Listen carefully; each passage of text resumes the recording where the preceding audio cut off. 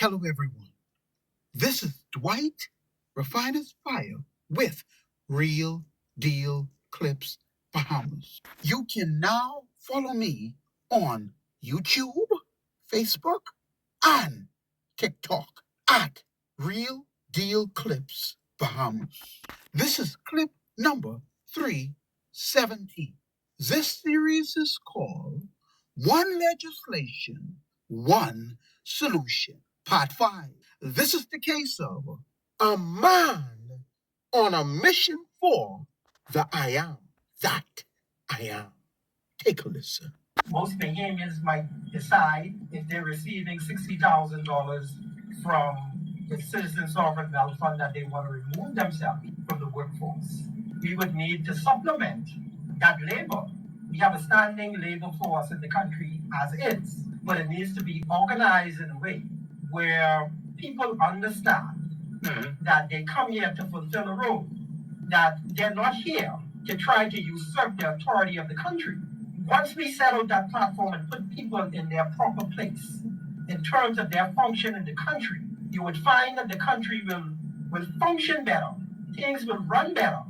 Because if you have an immigrant who just jumped off the boat, he's not consorting with other immigrants to say, oh, we're taking over this or that. He's here through a structured program. He comes in, he works, nobody exploits him. He knows what he's going to get paid because we set up the platform for them to come from out of Haiti into the Bahamas. So there's a registration program for them, like how you had on the contract. Yeah, I remember where they that. register for certain jobs in Haiti. And come to the Bahamas, you do 2 years in and 1 year out. That's right. It's structured. It's structured. Yeah. What we have now is utter chaos.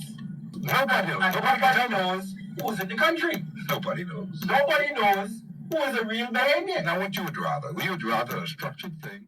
That's what you call a solution. This, what you fixing to hear, is a problem, a manufactured problem that Lincoln Bean proposing. Lincoln Michael Bean, he want to introduce a Republican system and don't understand it. And on top of it, he don't have the cojones or the guts to even debate it. Do you know what chaos would be in the country? You are proposing to change the entire system of the country. And you scared to call for a debate where people can ask you questions? We ain't talking but no Facebook Live. We talking but going to the College of the Bahamas and having this thing laid open so everybody could see what you're talking about and put questions to you. Thurston say he got a legislation. People could put questions to him too, and both of you could debate each other back and forward. And if Brave them got cojones and Pintard, they would want to be in on this debate. They gonna need to bring their plan and their vision too. And I can tell you now, I put no stock in nobody vision or so-called plan and or manifesto. Cause as we all know, as Bahamians, a promise is a comfort to a fool. Because legislation requires blood, sweat, and quality time equity. I want to see legislation, and I would venture to say, if all of you were to come to such a venue and have a debate, the man with the best plan, I could guarantee, would become the next prime minister of the Bahamas. But you know why? You're not ducking from a debate because you truly don't have a plan and or legislation. The Bahamian people want their money. Now, Prescott Smith, I see you was to a PLP branch meeting and you still yet explain how you could monetize our carbon credit and our natural resources. You still ain't answer the question, how to monetize? How?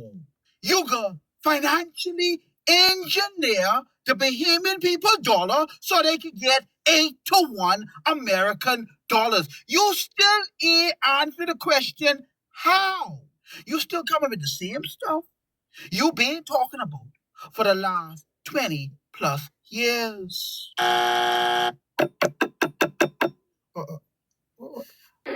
mine was on this for 30-something years. 30-something years.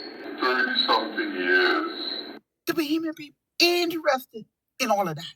We want to know who in the Bahamas have our best interests at heart and who know how to monetize our assets.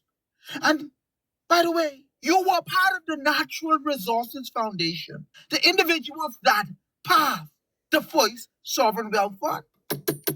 Excuse me, pardon my memory.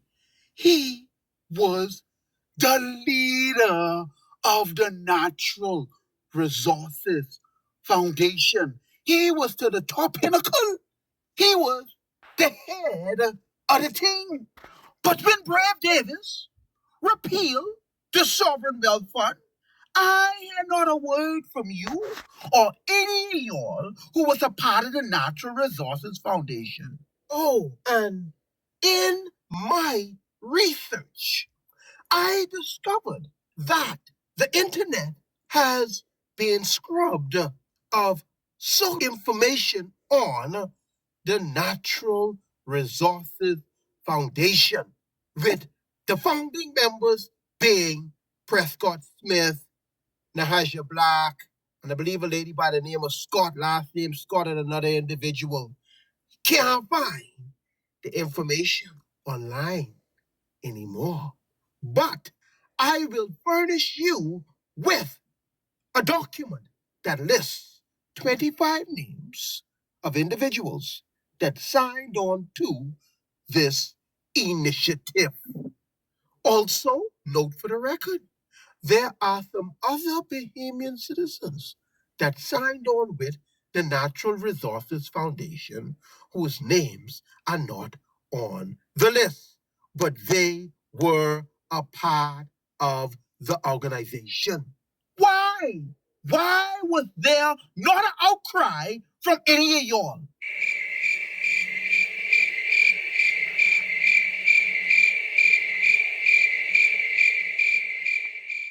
Now you right back there with the PLP, the same people that repealed your sovereign wealth funding. Prescott Smith, you have anything you want to say for yourself? You got the floor. To win this election, landslide. You know hear what the man they say? I can play it again so y'all can hear it clearly. To win this election, landslide. To win this election, landslide. This man just say to win an election landslide. He's making reference to the Davis administration that repealed a legislation that he, as president of the Natural Resources Foundation and others, pushed to pass. It became law. It was repealed by Brave Davis and his administration, but he now coming back and saying to win an election landslide.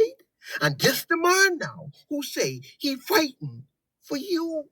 You see the problem with the Bahamas? Who is he truly fighting for? It can't be for us, because he in bed with the PLP. And he telling you it plain and simple to win an election landslide. The Davis administration repealed the Sovereign Wealth Fund legislation that we had, that Prescott fight to pass.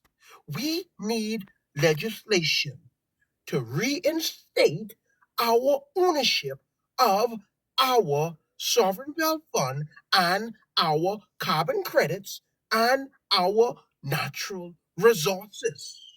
And so far, the only thing I see in front of me. That is legislation, is the Citizens Sovereign Wealth Fund Bill. Brave Davis, Michael Pintard, Lincoln Bean. And you could bring Charlotte with you if you want her to help you with your debate.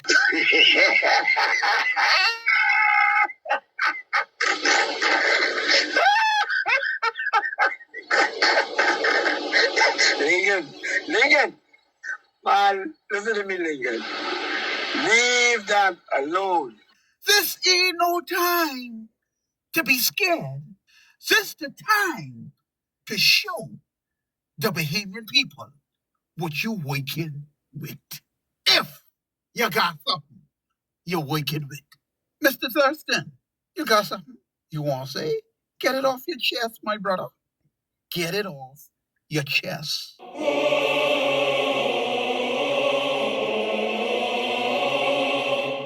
not going to debate the merits of carbon credits because I don't believe that you have the skill to do so.